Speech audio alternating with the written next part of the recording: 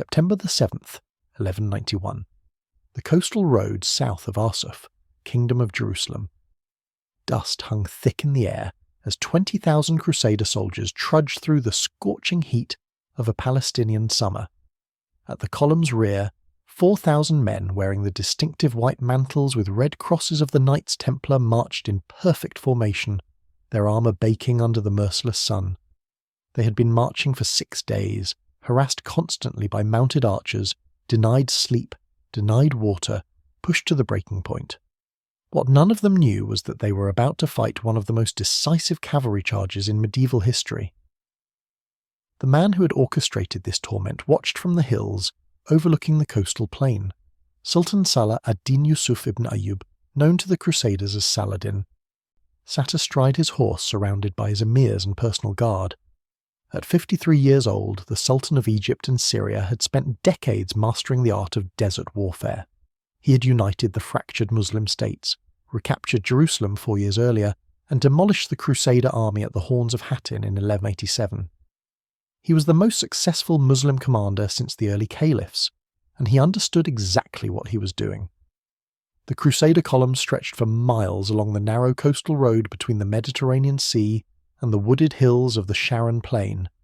It was a target so tempting, so vulnerable, that any other commander would have attacked it head-on and been destroyed. But Saladin was not any other commander. He had been executing a strategy of psychological warfare designed to provoke the Crusaders into breaking formation. For 6 days his mounted archers had harassed the column, firing from the hills, targeting the rear guard, killing horses, wounding men, then withdrawing before the heavily armoured knights could respond. The attacks came randomly, day and night, giving the Crusaders no rest, no respite, no chance to recover.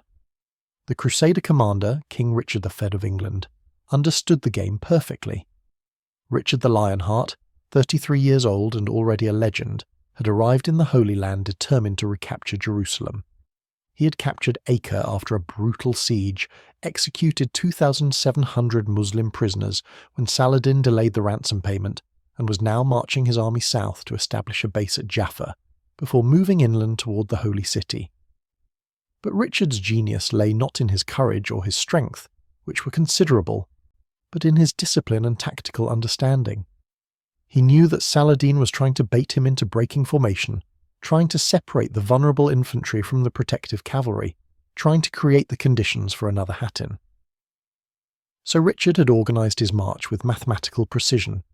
The army moved in 5 divisions, each containing both infantry and cavalry. The infantry marched on the landward side, shields raised, forming a mobile wall between the cavalry and Saladin's archers. The cavalry rode on the seaward side, protected by their own infantry, preserving their horses for the decisive moment. The baggage train moved along the beach, resupplied constantly by the Crusader fleet that sailed parallel to the march, every piece interlocked with every other piece, creating a formation that was almost impossible to break. But the cost was extraordinary. The infantry bore the brunt of the harassment, absorbing arrows while being forbidden to break ranks or pursue their tormentors. Crossbowmen who could have driven off Saladin's horse archers were ordered to keep moving to maintain formation to endure. The heat was overwhelming, water was rationed, men collapsed from exhaustion, and were carried by their comrades. Horses died in harness, shot by arrows or overcome by heat, and had to be cut free and abandoned. The psychological pressure was immense. Every instinct screamed at the knights to charge, to fight back, to break the formation and destroy their harassers. Richard's orders were absolute. Maintain formation, do not charge, wait for my signal. By September 7th, the Crusader army had reached the forest of Arsuf, about 12 miles north of Jaffa. This was the moment Saladin had been waiting for. The forest provided cover for a massive concentration of troops. Throughout the night of September 6th, Saladin assembled his army. Contemporary sources disagree on exact numbers, but modern historians estimate approximately 20,000 to 30,000 soldiers, including elite units from Egypt, Syria, and Iraq. The core of his army consisted of professional cavalry, Mamluks and Ghulams, slave soldiers trained from childhood in the arts of war. These were not tribal raiders or temporary levies. They were career warriors, many of them veterans of Saladin's campaigns, armed with composite bows, swords, and lances, mounted on the finest Arabian horses, capable of shooting arrows accurately while riding at full gallop. Supporting the professional cavalry were thousands of Turkoman horse archers, tribal warriors from the steppes, whose entire culture revolved around mounted combat. These men had been shooting bows from horseback since childhood. They could loose arrows rapidly, maneuver in perfect coordination, and withdraw before heavy cavalry could close. Their tactics were ancient, refined over centuries of steppe warfare, and they were devastatingly effective against slower, more heavily armoured opponents. Saladin's plan was elegant. He would attack the crusader rearguard with overwhelming force, specifically targeting the Knights Hospitaller who held that position. The Hospitallers were one of the two great military orders, warrior monks who had taken vows of poverty, chastity and obedience, and who fought with suicidal courage. If Saladin could destroy the Hospitallers, the entire crusader formation would collapse. The knights would charge to rescue their comrades, breaking Richard's carefully maintained discipline, and Saladin's cavalry would envelop them, cutting them off from the infantry, surrounding them, destroying them the same way they had destroyed the Crusaders at Hattin. The attack began at dawn on September 7th. As the Crusader column resumed its march, Saladin's forces emerged from the forest in waves. First came the Turkoman horse archers, thousands of them, sweeping down on the rear guard in a storm of arrows. The Hospitallers, marching at the column's rear, raised their shields and absorbed the attack. Arrows thudded into shields, pierced mail, killed horses, wounded men. The knights continued marching, maintaining formation, refusing to charge. Then came the professional cavalry, Saladin's Mamluks, charging directly at the Hospitaller formation. This was unprecedented. Muslim cavalry doctrine emphasized mobility and missile combat, not direct charges against heavily armoured opponents, but Saladin needed to break the Crusader formation, and direct assault was the only way to do it. The Mamluks crashed into the Hospitallers with devastating force. Contemporary accounts describe desperate hand-to-hand combat, swords against maces, lances against shields, horses screaming, men dying in the chaos. The Hospitallers held. Grandmaster Garnier of Nablus, commanding the order, sent urgent messages to Richard. The rearguard was being destroyed. Horses were dying in dozens. Men were being overwhelmed. They needed permission to charge. They needed relief. They needed to counterattack or they would be annihilated. Richard's response was cold and calculated. Hold formation, do not charge, wait for the signal. The pressure intensified. Saladin committed more troops, wave after wave of cavalry crashing against the Hospitaller formation. The fighting was desperate, brutal, exhausting. Knights who had spent 6 days marching in armour under the desert sun were now fighting for their lives while still trying to maintain formation and continue the march. The wounded were dragged into the centre of the formation. Dead horses were cut from harness and left behind. The rearguard contracted, tightened, held together through discipline and desperate courage. By mid-morning, the situation had become critical. The Hospitallers had lost dozens of knights and hundreds of horses. Their formation was compressed, barely moving under constant assault from forces that outnumbered them 5-1. Garnier sent another message to Richard. They could not hold much longer. They needed permission to charge. If they did not counterattack soon, the entire rearguard would be destroyed. Richard, riding near the centre of the column, understood the mathematics of the situation perfectly. He had been in countless battles. He understood cavalry combat at an intuitive level. He knew that if he gave the order to charge too early, before Saladin had committed all his forces, the Muslim cavalry would simply withdraw, regroup, and resume the harassment. He needed Saladin fully committed, his forces concentrated and engaged, unable to withdraw quickly. Only then would a cavalry charge be decisive. But Richard also understood the limitations of human endurance. The Hospitallers were at the breaking point. If they broke without orders, if individual knights charged without coordination, the formation would shatter and the battle would be lost. He needed to time the counterattack perfectly, unleashing his cavalry at the precise moment when it would be most effective. Too early, and Saladin would escape. Too late, and the rearguard would collapse. The decision was made for him.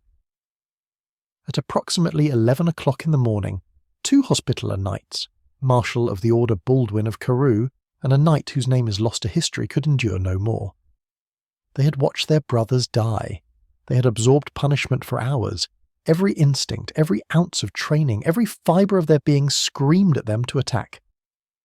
Without waiting for Richard's signal, without orders, without permission, they spurred their horses and charged directly into the Muslim cavalry. The effect was immediate and catastrophic. The rest of the Hospitallers, seeing their martial charge, followed instantly. Decades of training, of discipline, of obedience to the order's rule, evaporated in the face of combat fury and the desperation of survival. The entire Hospitaller formation, nearly 500 knights on the few hundred horses that remained alive, crashed into Saladin's cavalry like an avalanche. Medieval cavalry charges have been romanticized in countless films and books, but the reality was far more brutal and far more effective than most people understand. A fully armoured knight on a warhorse was not just a man with a weapon. He was a weapons system, a mobile fortress, a battering ram with the intelligence to target enemy formations and the training to function as part of a coordinated unit. The knights wore full mail hauberks, sometimes supplemented with plate armour on vital areas.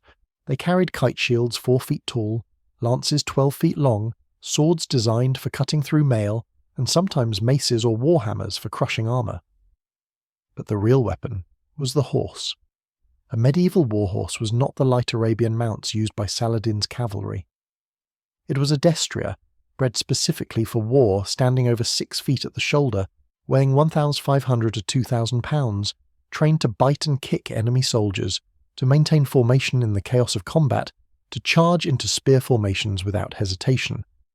When 500 of these armoured knights charged in formation, the impact was measured in tons.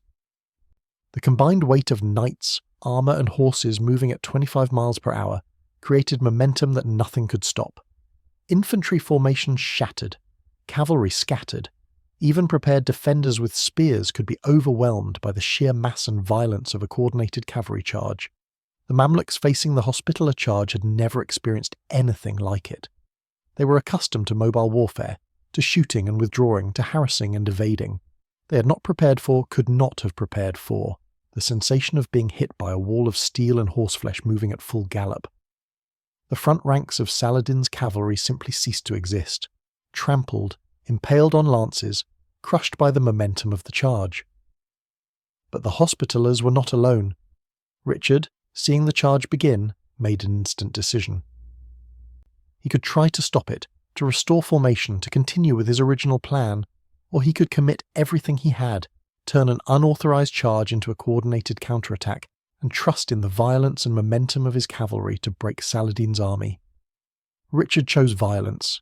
The king gave the signal, 6 trumpets blasting the order to charge. The entire crusader cavalry, held in check for 6 days, released at the perfect moment, launched themselves at Saladin's army. The Knights Templar, who had been marching at the front of the column, wheeled their horses and charged back along the column toward the battle. The secular knights of Richard's own household cavalry charged from the centre.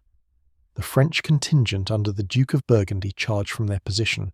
In less than 5 minutes, nearly 2,000 heavy cavalry had joined the battle, hitting Saladin's forces from multiple directions simultaneously. The chronicles describe what happened next in vivid detail. William of Newburgh, an English chronicler, wrote that the charge of the Christian knights was so violent that the Saracen cavalry, who had never experienced such force, broke immediately. Muslim sources confirm this. Baha ad-Din ibn Shaddad, Saladin's secretary and biographer who was present at the battle, described the Frank cavalry as a wall of iron that nothing could withstand. The physics of the situation were brutal. Saladin's cavalry were light-mounted archers on horses bred for speed and endurance. The Crusader knights were armoured shock troops on horses bred for power and aggression. In a missile duel, Saladin's forces had every advantage. But in a direct collision, the Crusaders were simply unstoppable. The Muslim cavalry scattered. Units that had been engaging the Hospitallers found themselves hit from multiple directions by forces they could not stop. The careful coordination that Saladin had maintained throughout the morning dissolved into chaos.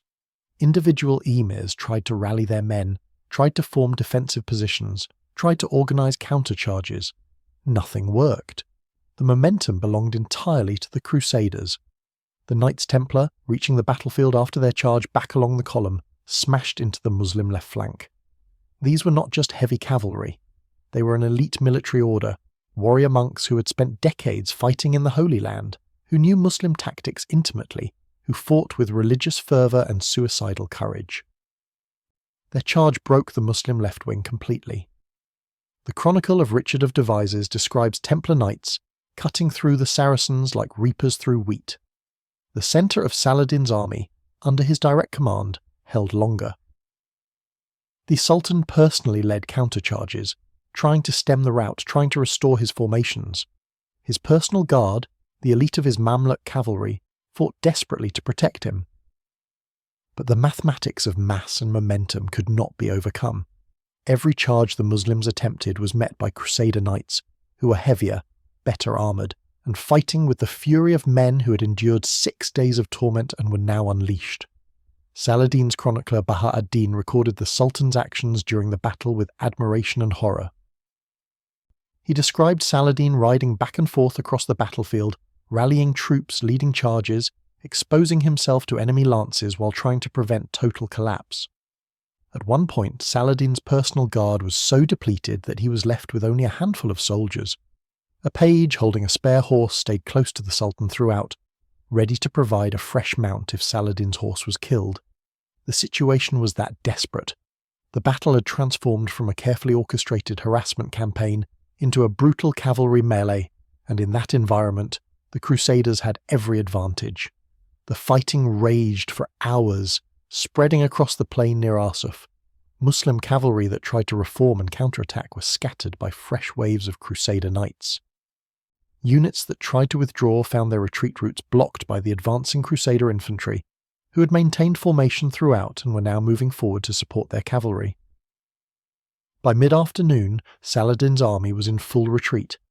The Sultan managed to extract his personal guard and the core of his professional cavalry, withdrawing in relatively good order toward the hills and the forest, where the Crusader heavy cavalry could not follow effectively.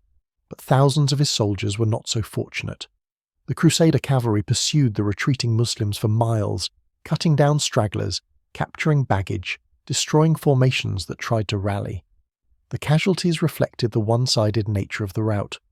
Muslim sources admit to approximately 7,000 dead, though this number is likely an underestimate. The Crusaders lost perhaps 700 soldiers, mostly infantry from the rear guard who had been killed during the morning's harassment before the charge. Among the Crusader cavalry casualties were remarkably light. The armour and momentum that had broken Saladin's formations had also protected the knights during the pursuit. More important than the immediate casualties was the psychological impact. Saladin's army had been shattered. The careful coordination, the confidence, the belief in their tactical superiority had been destroyed in a single afternoon. For Muslim soldiers who had believed that mobility and missile combat would always triumph over heavy cavalry, the Battle of Arsuf was a revelation of the limitations of their doctrine. The strategic situation had also changed fundamentally. Richard's army continued its march to Jaffa, arriving on September 10th without further significant harassment. Saladin, his field army badly damaged and his soldiers demoralized, could not contest the Crusader advance. The Muslims withdrew to defensive positions around Jerusalem and other fortified cities, ceding control of the coast to the Crusaders. Richard fortified Jaffa and established it as his base of operations. From this position, he would launch campaigns inland, moving toward Jerusalem, besieging castles, forcing Saladin to respond defensively. The next 2 years of the Third Crusade would see continued fighting, but never again would Saladin be able to assemble the kind of army he had commanded at Arsuf, and never again would he attempt to meet the Crusader cavalry in open battle.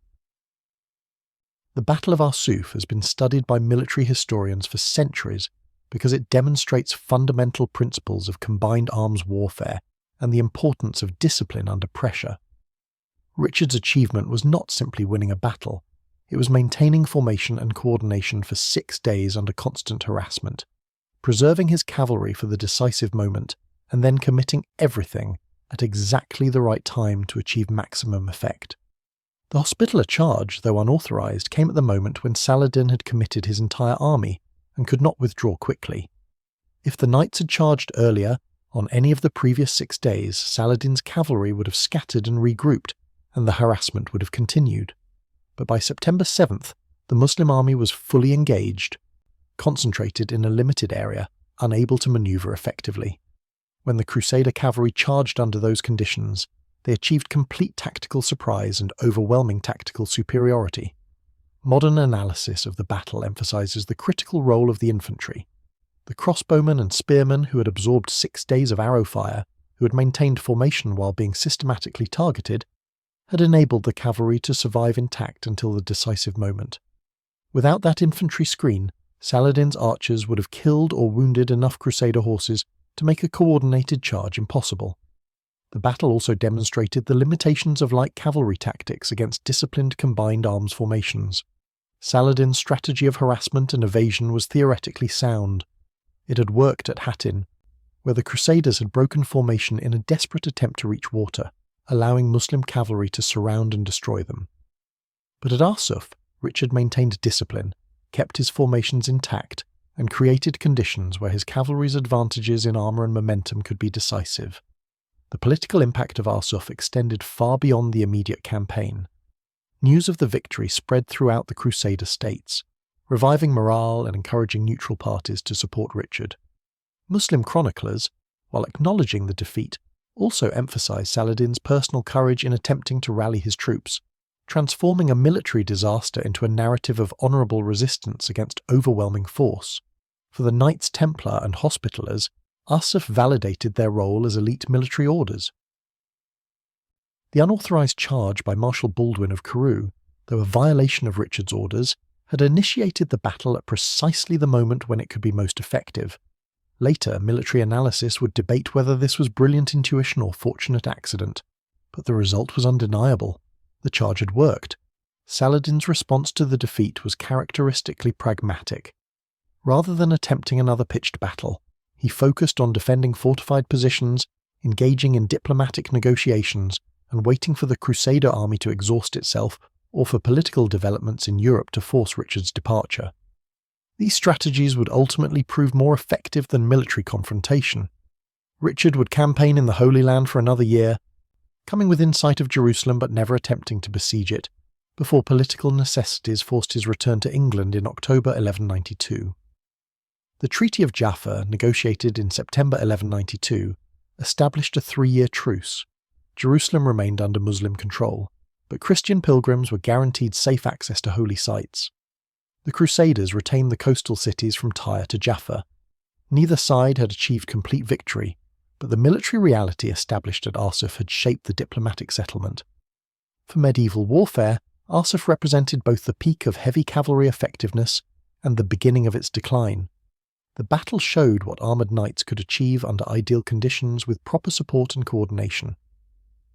But it also demonstrated the limitations of cavalry forces that required specific tactical conditions to be effective. Future campaigns would see increased emphasis on infantry formations, siege warfare, and the kind of harassment tactics that Saladin had used before the battle, rather than the decisive cavalry charges that had won it. The individual stories of knights who fought at Arsuf became legendary. Baldwin of Carew, who had initiated the charge without orders, was never punished for his disobedience. The military results had been too successful, and Richard understood that the charge had come at exactly the right moment. Whether Baldwin had planned it that way, or simply reached his breaking point, is unknown, but his action changed the course of the battle and possibly the entire crusade. Robert of Sable, Grand Master of the Knights Templar, led his order in the devastating flank attack that broke Saladin's left wing. The Templars had charged the length of the Crusader column to reach the battle, their horses near exhaustion, but they had hit the Muslim forces with undiminished violence. Contemporary accounts describe Templar knights cutting through enemy formations as though they were not there. King Richard himself fought in the thick of the action, his personal courage and combat skills becoming legendary even among his enemies. Muslim chroniclers described him as a warrior of such skill that even experienced Mamluk cavalry feared to face him. His tactical decisions, the 6 days of disciplined march and the perfectly timed counterattack, demonstrated that he was not just a brave fighter, but a brilliant commander who understood both the psychology and mathematics of medieval warfare. The battlefield itself returned to pastoral quiet within weeks of the battle. Local farmers buried the dead, scavenged weapons and armour, and resumed their lives in the contested territory between Christian and Muslim states. The strategic coastal road, which had been the site of such violence, returned to use as a trade route. By the following year, merchants travelled it regularly, paying tolls to whoever controlled the territory at any given moment. But for those who had fought at Arsuf, the battle remained vivid for the rest of their lives. Crusader knights who returned to Europe told stories of the desperate march, the days of harassment, the moment when discipline broke and the charge began, and the thunderous violence of heavy cavalry shattering an entire army. Muslim soldiers who survived carried memories of seeing the Frank cavalry charge and realizing nothing could stop them, the terror of being caught in that avalanche of steel and horseflesh, the desperate attempts to reform lines while knights in white surcoats with red crosses cut through formations like they were made of paper. The military lessons of Arsuf were studied by commanders for generations.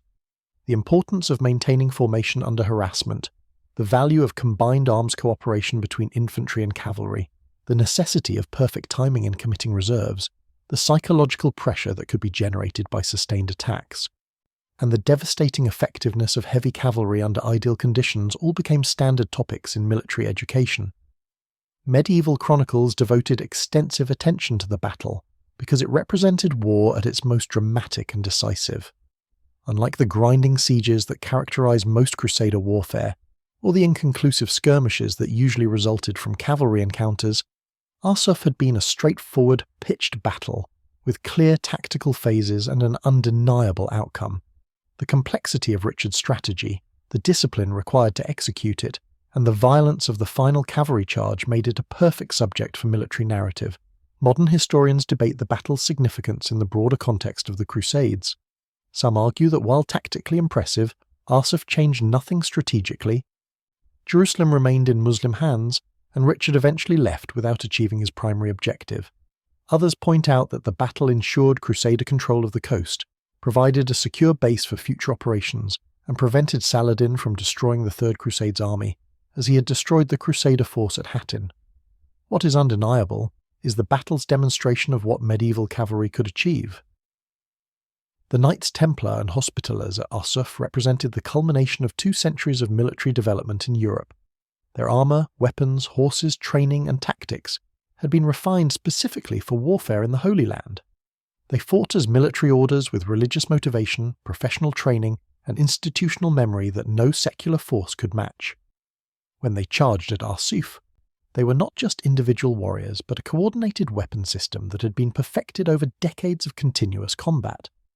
Saladin's army represented the equally sophisticated military traditions of medieval Islam. His Mamluks were professional slave soldiers trained from childhood in the arts of war. His tactics incorporated centuries of steppe warfare experience, refined through campaigns against Crusaders, Byzantines, and rival Muslim states.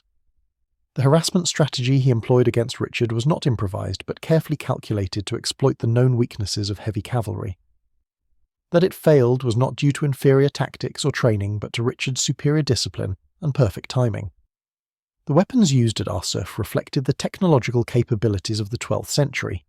Crusader lances were ashwood, 12 feet long, designed to break on impact rather than unseat the knight, transferring all momentum into the target. Swords were typically 3 feet long, designed for cutting through mail rather than stabbing.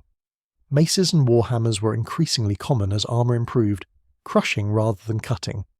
Muslim cavalry used composite bows, horn and wood, and sinew laminated together, capable of penetrating mail at 100 yards. Their swords were curved sabres designed for slashing from horseback. Their lances were lighter than Crusader weapons, meant for rapid strikes rather than shock impact. The horses themselves were products of centuries of selective breeding. Crusader destriers combined strength and aggression, bred large and powerful, capable of carrying an armoured knight and maintaining a charge. Muslim horses were smaller, faster, more manoeuvrable, bred for endurance and the ability to function on limited fodder in desert conditions. Each type was perfectly adapted to its tactical role, and at Arsuf, the terrain and tactical situation favoured the Crusader heavy horses. The medical aftermath of the battle was horrific by modern standards, but typical for medieval warfare. Most wounded soldiers died within days from infection, shock, or secondary complications. The Hospitaller Order, which had begun as a medical organisation, maintained field hospitals and had some understanding of wound treatment, but their capabilities were limited. Injured horses were often killed rather than treated, as transporting a wounded warhorse was impractical. The dead were buried in mass graves, with religious ceremonies conducted for Christians while Muslim dead were left for their own forces to retrieve. The psychological trauma of the battle affected soldiers on both sides. Many crusaders who had endured 6 days of harassment without being able to fight back suffered from what we would now recognise as combat stress. The sudden release of that tension in the cavalry charge produced euphoria, followed by exhaustion.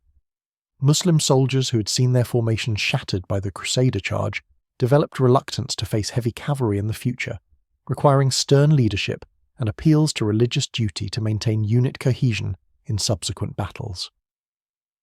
The communication challenges during the battle were significant.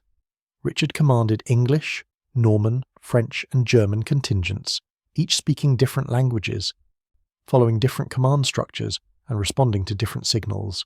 That he maintained coordination across this polyglot army for 6 days of harassment and then synchronized the final charge demonstrates organizational skills that are easy to overlook when focusing on the tactical violence of the battle itself. Saladin faced similar challenges with an army drawn from Egypt, Syria, Iraq, and various Turkic tribes, each with its own command structure, tactical traditions and motivations. His ability to coordinate harassment attacks across multiple days, maintaining pressure without exhausting his forces or allowing them to be drawn into premature combat, showed sophisticated command and control capabilities. That his army eventually broke under the Crusader counterattack reflected not poor leadership, but the overwhelming tactical superiority of heavy cavalry under the specific conditions of that battle. The logistics of the campaign framed everything else. Richard's army was supplied by sea, with ships sailing parallel to the march providing food, water, and replacement equipment. This maritime supply line was invulnerable to Saladin's cavalry and ensured that the Crusader army could maintain its strength despite daily harassment. Saladin's forces, operating inland, had longer supply lines and more limited resources. The concentration of his army for the attack on September 7th represented the maximum effort he could sustain, and when that failed, he lacked the resources to immediately try again. The weather during the campaign was a constant factor. September in the Holy Land is still brutally hot, with temperatures exceeding 100 degrees Fahrenheit. Fighting in armour under those conditions was exhausting, and dehydration killed more soldiers than enemy action in many medieval campaigns. Richard's maritime supply line provided reliable access to water, while Saladin's cavalry, operating inland during the dry season, faced increasing supply difficulties the longer operations continued. The terrain of the battlefield was crucial. The coastal plain where Arsuf was fought provided perfect ground for cavalry charges, flat and relatively clear, with firm soil that supported heavy horses. The nearby forest of Arsuf provided cover for Saladin's initial concentration, but also limited his ability to maneuver once battle was joined. The Mediterranean Sea protected Richard's right flank, preventing Saladin from enveloping the Crusader column. All these geographical factors influenced tactics and contributed to the battle's outcome. The aftermath of Arsuf affected the remainder of the Third Crusade. With Saladin unable to contest Richard's advance, the Crusaders moved forward more boldly, besieging castles, raiding inland, and eventually approaching Jerusalem itself. But Richard, demonstrating the same strategic caution he had shown during the march to Arsuf, refused to besiege Jerusalem when he realized that even if he captured it, maintaining control would be impossible given his limited forces and the hostile territory surrounding the city. The battle had proven that Crusader armies could defeat Muslim forces in open combat, but it had not changed the strategic reality that the Crusaders were a small force operating in enemy territory with limited resources and no possibility of permanent conquest without massive reinforcement from Europe.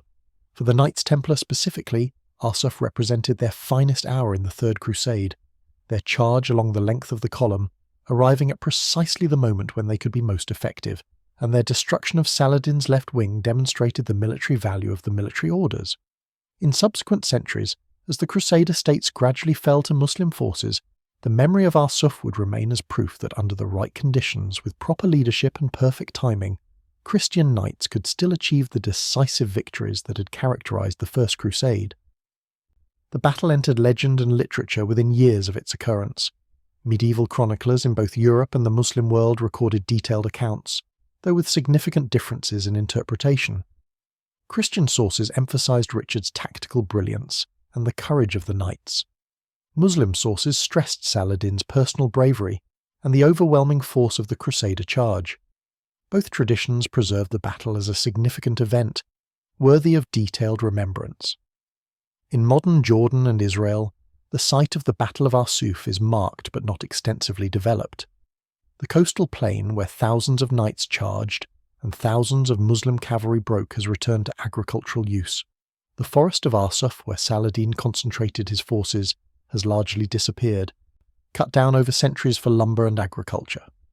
But the coastline remains recognizable, and with some imagination and historical knowledge, one can stand on that ground and visualize the crusader columns stretched along the road, the Muslim cavalry emerging from the hills, and the thunder of the Templar charge that broke through the Saracen lines and changed the course of the Third Crusade.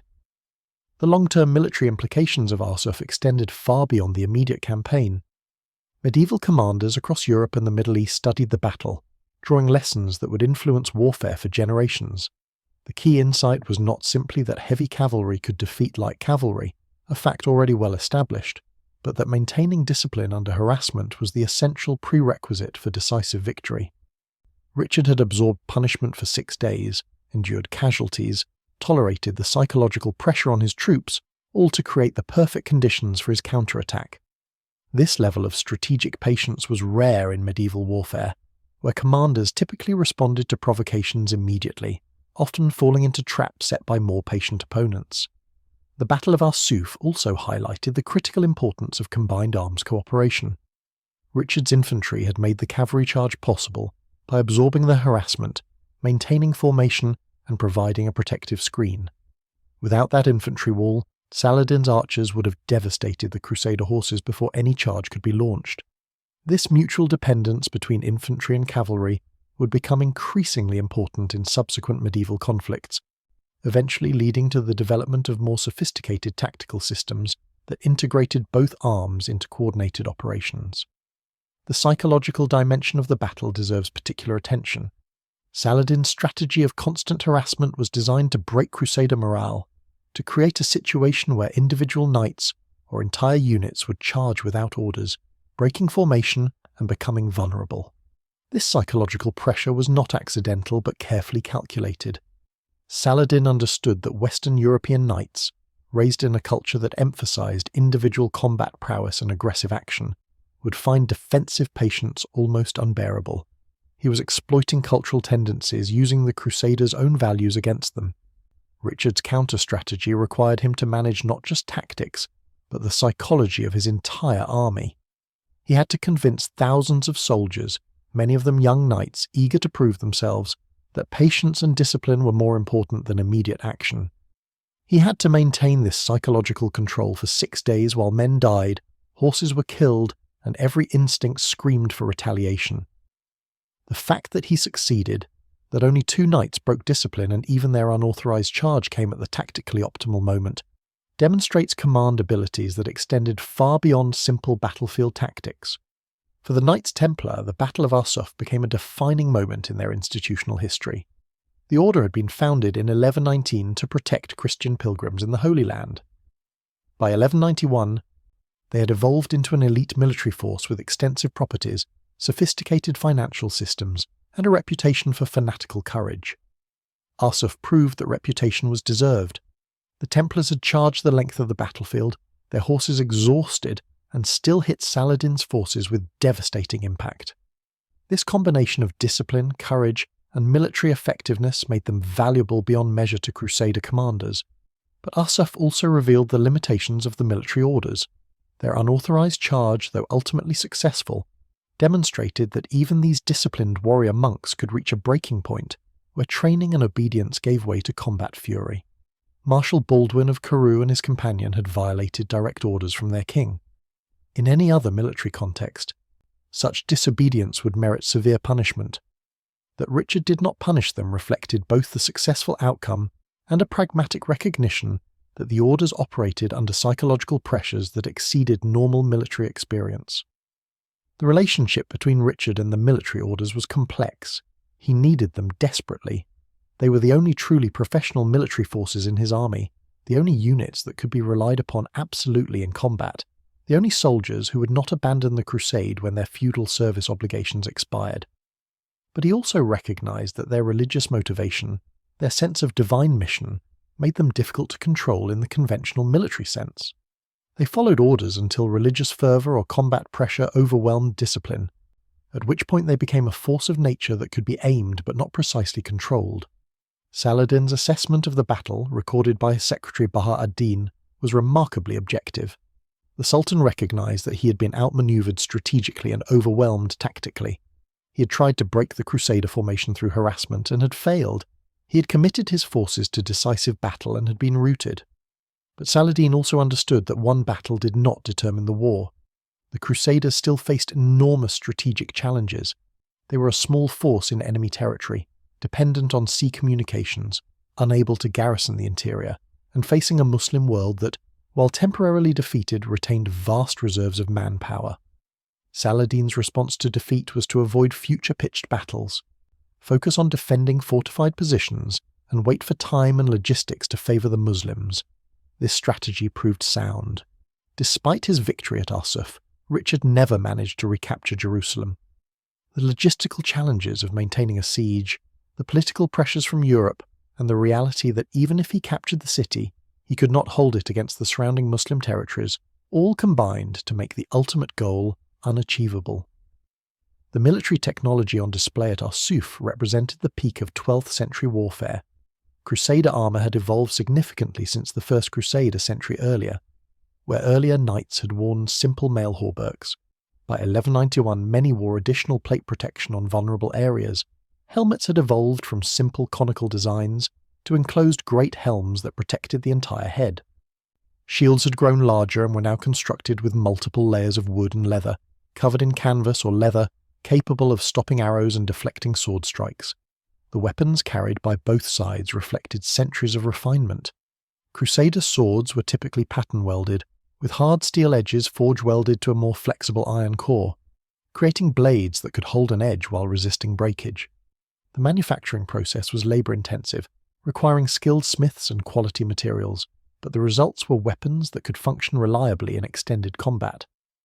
Muslim swords, particularly the curved sabres used by cavalry, were often made from Damascus steel or similar high-carbon materials, capable of exceptional sharpness and flexibility. The composite bows used by Muslim cavalry were technological marvels. Constructed from horn, wood and sinew, laminated together with animal glue, these bows could store enormous energy in a relatively small frame. A skilled archer could shoot 15 to 20 arrows per minute, each capable of penetrating mail armour at effective range. The manufacturing process required months of careful work, with the materials seasoned and the bow assembled in precise layers, then left to cure for a year or more before being ready for use. The investment in time and skill made these bows valuable items, passed down through generations and carefully maintained. The horses that carried knights and cavalry at Arsuf represented different breeding philosophies.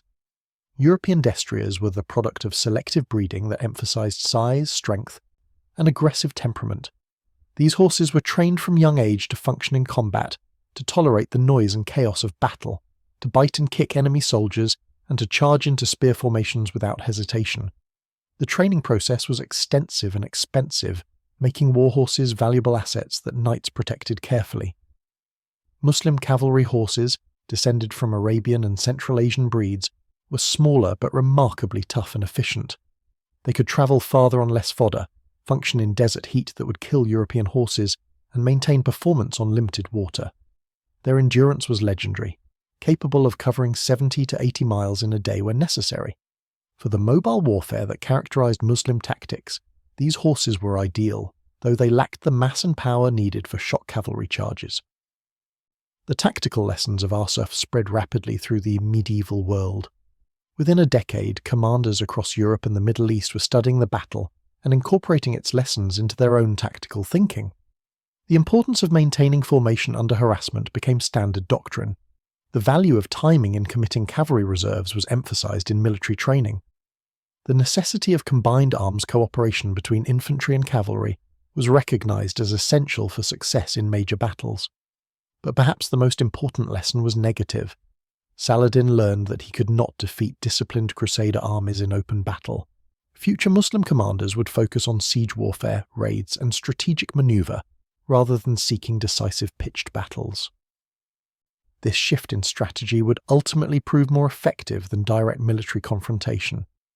The crusader states would fall gradually over the next century, not through catastrophic battlefield defeats, but through the steady erosion of their resources and manpower. The individual soldiers who fought at Arsuf carried their experiences for the rest of their lives. Knights who survived returned to Europe with tales of the desperate march, the days of harassment, and the moment when discipline broke and the charge thundered forward. Many of these veterans would fight in subsequent campaigns, carrying the tactical lessons of Arsuf to new battlefields. Some would become military commanders themselves, training the next generation of knights and passing on the hard-won knowledge purchased with blood on the coastal plain of Palestine. Muslim soldiers who survived the battle faced different challenges. Many had witnessed the destruction of their formations by the crusader charge, had seen friends and comrades killed in seconds, had experienced the terror of being unable to stop or even slow the armoured knights. This psychological trauma affected their performance in subsequent battles. Muslim commanders had to work consciously to restore confidence, emphasizing successful actions and downplaying the defeat at Arsuf, reminding soldiers that one lost battle did not determine the war's outcome. The religious dimensions of the battle were significant for both sides. Crusaders saw their victory as divine favour, proof that God supported their cause and blessed their arms. This interpretation strengthened resolve and encouraged continued commitment to the crusade, though it also contributed to overconfidence in subsequent operations. Muslim soldiers and commanders interpreted the defeat differently. Some saw it as a test of faith, a temporary setback that required renewed devotion and effort. Others questioned whether God had withdrawn favour from Saladin's cause, creating morale problems that the Sultan had to address carefully. The logistical aftermath of the battle was substantial. Richard's army had to replace horses, repair damaged equipment, treat wounded soldiers, and replenish supplies expended during 6 days of marching and 1 day of intense combat. The maritime supply system proved its value, with ships bringing replacement horses from Cyprus, armour and weapons from crusader-held ports, and medical supplies for the wounded. This logistical infrastructure, often overlooked in dramatic battle narratives, was essential to maintaining the crusader army as an effective fighting force. Saladin faced more serious logistical challenges. His army had been scattered, with soldiers returning to their units over days and weeks following the battle. Weapons and equipment lost during the route had to be replaced, a difficult task given the more limited industrial capacity of medieval Muslim states. Horses killed or captured during the battle represented a significant loss, as replacement war horses required months or years to train properly. The psychological impact on his army required time and successful smaller actions to overcome. The strategic situation after Arsuf favoured Richard in the short term but Saladin in the long term. The Crusader victory opened the road to Jaffa and secured the coastal cities, providing a strong base for future operations. But Richard's army was still fundamentally an expeditionary force, dependent on sea communications, unable to control the interior of the country, and facing a Muslim world that could replace losses more easily than the Crusaders could. Time was on Saladin's side, and both commanders knew it. The diplomatic manoeuvring that followed Arsuf was complex. Saladin sought to negotiate, offering various concessions to convince Richard to accept a settlement short of the recapture of Jerusalem. Richard needed a victory significant enough to justify his crusade, but also recognized the practical impossibility of permanently holding Jerusalem even if he could capture it. These contradictory pressures would shape the next year of campaigning and ultimately lead to the Compromise Treaty that ended Richard's involvement in the Holy Land. The cultural impact of Arsuf on medieval society was substantial. The battle became a popular subject for chroniclers, troubadours, and later medieval writers. Richard's role was celebrated in songs and stories that spread across Europe, contributing to his legend as the ideal warrior king. The Knights Templar and Hospitallers used the battle to enhance their reputation and encourage donations to their orders. Muslim chroniclers incorporated the battle into narratives of Saladin's life and campaigns, emphasizing his personal courage and eventual strategic success despite the tactical defeat. The military reputation of the Knights Templar reached its peak in the years following Arsuf. Their charge at the battle demonstrated that even after a century of continuous warfare, religious military orders could still achieve the kind of devastating combat effectiveness that had characterized the First Crusade. This reputation made them valuable military assets, but also contributed to the jealousy and suspicion that would eventually lead to the order's destruction in the early 14th century. Success in battle created enemies as well as admirers. The evolution of medieval warfare continued after Arsuf, with later battles demonstrating both the enduring effectiveness of heavy cavalry and its increasing limitations. The development of more sophisticated infantry tactics, the introduction of gunpowder weapons, and changing political structures would gradually reduce the dominance of armoured knights on medieval battlefields. But in 1191 at Arsuf, heavy cavalry reached perhaps its ultimate expression, the perfect combination of armour, weapons, training and tactical employment that made them nearly irresistible under ideal conditions. The memory of Arsuf faded from popular consciousness over the centuries, but remained important to military historians studying medieval warfare.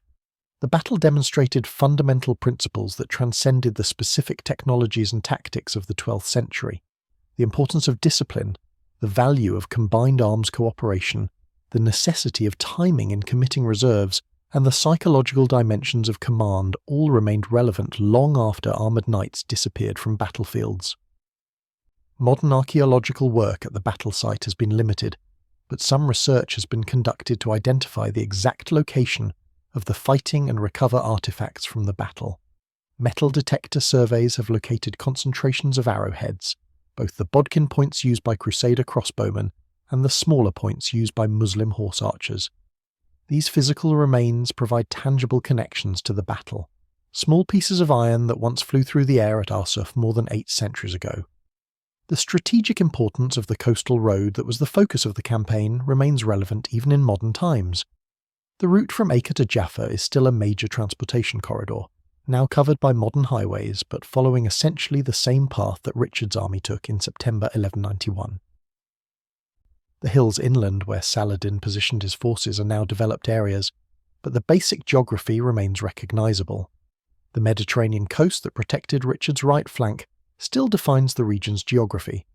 The human stories of individual soldiers at Arsuf are largely lost to history. We know the names of commanders and prominent knights, but the thousands of ordinary soldiers who marched in formation, absorbed arrow fire and charged when ordered remain anonymous. Their courage, discipline and sacrifice made the victory possible, but medieval chronicles rarely recorded the names or deeds of common soldiers. This anonymity was typical of medieval warfare, where individual glory belonged to knights and nobles while common soldiers fought and died in obscurity. The contrast between Arsuf and the earlier disaster at Hattin in 1187 is instructive. At Hattin, the Crusader army had broken formation in a desperate attempt to reach water, allowing Saladin's cavalry to surround and destroy them. At Arsuf, Richard maintained formation despite days of harassment, waited for the optimal moment, and launched a devastating counterattack that routed the Muslim army. The difference between the two battles was primarily leadership and discipline rather than technology or numbers. The same types of soldiers, fighting with the same weapons and tactics, achieved radically different results based on how they were commanded. The relationship between Richard and Saladin, played out across multiple campaigns and battles, has fascinated historians and writers for centuries. These two commanders, representing different civilizations and religions, shared a mutual respect based on military competence and chivalric ideals. After Arsuf, this respect deepened. Saladin recognized that he faced an opponent of exceptional ability, while Richard acknowledged that despite the tactical victory, Saladin remained a formidable strategic threat. Their relationship would combine combat with negotiation, military operations with diplomatic exchanges, creating a complex dynamic that shaped the final years of the Third Crusade. The question of what would have happened if the Hospitallers had not charged when they did has been debated by military historians. Some argue that Richard was on the verge of giving the order anyway, that the unauthorized charge simply preceded his command by minutes. Others suggest that the Hospitallers' action forced Richard's hand, compelling him to commit his cavalry earlier than he intended. The truth is unknowable, lost in the chaos of that September morning, but the fact remains that the charge came at the tactically optimal moment, whether by design or fortunate accident. The role of individual courage in the battle cannot be overstated. Knights who charged into enemy formations faced not just physical danger, but the psychological terror of combat. The noise alone was overwhelming. Thousands of men shouting, horses screaming, metal clashing against metal, wounded soldiers crying out. The confusion was total, with dust and smoke obscuring vision, making it difficult to distinguish friend from enemy. In this chaos, individual knights had to maintain formation, follow orders, and continue fighting despite fear and exhaustion. Their ability to function effectively under these conditions was the result of years of training and the social conditioning of knightly culture. Muslim cavalry facing the crusader charge showed equal courage, attempting to rally and countercharge despite the overwhelming momentum against them. Saladin's personal leadership, riding across the battlefield and exposing himself to danger, inspired his soldiers to continue fighting long after the battle was clearly lost. This kind of leadership, where commanders shared the dangers faced by common soldiers, was essential in medieval warfare where authority derived partly from demonstrated courage and martial prowess. The medical knowledge available to treat wounded soldiers after Arsuf was limited by modern standards, but represented the best available in the 12th century. The Hospitallers, whose order had begun as a medical organisation, maintained field hospitals with some understanding of wound care. They knew to clean wounds, understood the danger of infection though not its bacterial cause, and could perform basic surgery including amputation of damaged limbs. Their survival rates were low by modern standards, but soldiers treated by Hospitaller medical staff had better chances than those who received no treatment or were treated by less skilled practitioners. The psychological trauma that we now call post-traumatic stress disorder was not understood in medieval terms, but its effects were recognized. Soldiers who had been through intense combat sometimes struggled to function afterward, showing symptoms that medieval observers attributed to various causes, but which we now understand as combat-related psychological injury. The support systems for dealing with this trauma were limited, consisting mainly of religious consolation and the camaraderie of fellow soldiers who had shared the experience. The financial cost of the campaign was staggering. Richard had funded his crusade by selling offices, raising taxes, and even selling the right to rule Scotland. The daily cost of maintaining an army of 20,000 soldiers, with their horses, equipment, and supplies, consumed resources at a rate that even a kingdom as wealthy as England could not sustain indefinitely. This financial pressure contributed to Richard's eventual decision to negotiate rather than continue campaigning indefinitely toward Jerusalem. Saladin faced similar financial pressures. His army consisted partly of paid professional soldiers and partly of feudal levies who expected support while on campaign. The loss of equipment at Arsuf required expensive replacement. The need to maintain fortified positions across his territories while simultaneously fielding an army against the Crusaders strained even the considerable resources of Egypt and Syria. These financial realities shaped military decisions as much as tactical considerations. The weather during the weeks following Arsuf began to shift from summer heat to autumn cooling, making military operations more comfortable, but also introducing the risk of autumn rains that could make roads impassable and complicate supply lines. Medieval campaigns were heavily influenced by seasons and weather, with major operations typically conducted during the campaigning season from spring through autumn, while winter was devoted to rest, resupply, and preparation for the next year's fighting. The intelligence-gathering efforts of both sides played crucial roles in the campaign. Saladin had scouts and spies throughout the region, providing information about Crusader movements and intentions. Richard similarly employed scouts, local guides, and intelligence networks to understand Muslim dispositions and plans. The information gathered through these networks, though imperfect by modern standards, gave commanders essential knowledge about enemy positions, strengths, and intentions. The 6-day march before Arsuf was conducted with both sides fully aware of the other's location and general plans, making it a contest of strategy and discipline rather than surprise. The naval dimension of the campaign deserves emphasis. Richard's fleet provided not just supplies, but also strategic mobility, allowing him to move forces by sea, evacuate wounded soldiers, and maintain communications with Crusader-held territories. Control of the sea was absolute, as Saladin lacked the naval resources to challenge Crusader maritime supremacy. This naval advantage was essential to Crusader success, providing secure supply lines that could not be interdicted by enemy cavalry. The fortifications that both sides constructed and defended shaped military operations. Crusader castles, built with sophisticated defensive architecture incorporating lessons learned from over a century of warfare in the region, could withstand lengthy sieges and required enormous resources to capture. Saladin's forces similarly held fortified positions that posed serious challenges to crusader assault. This network of fortifications meant that control of territory required not just winning battles, but capturing and garrisoning strongpoints, a resource-intensive process that neither side could fully accomplish. The Battle of Arsuf stands as one of the decisive engagements of the Crusades, not because it determined the war's ultimate outcome, but because it demonstrated what was possible under ideal conditions with excellent leadership. The Knights Templar breaking through Saracen lines represented the ultimate expression of medieval heavy cavalry, the culmination of centuries of military development, and the perfect execution of combined arms warfare. That this victory ultimately led not to the recapture of Jerusalem, but to a negotiated compromise reflects the complex reality of medieval warfare, where tactical success did not automatically translate to strategic victory. The legacy of Arsuf extended far beyond the immediate campaign. The battle demonstrated principles of military leadership and tactical excellence that remained relevant across centuries.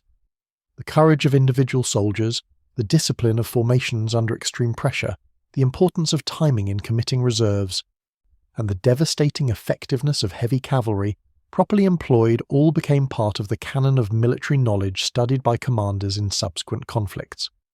The thunder of the Templar charge at Arsuf echoed through medieval military history, a reminder of what armoured knights could achieve when courage, discipline, and perfect timing combined on the battlefield.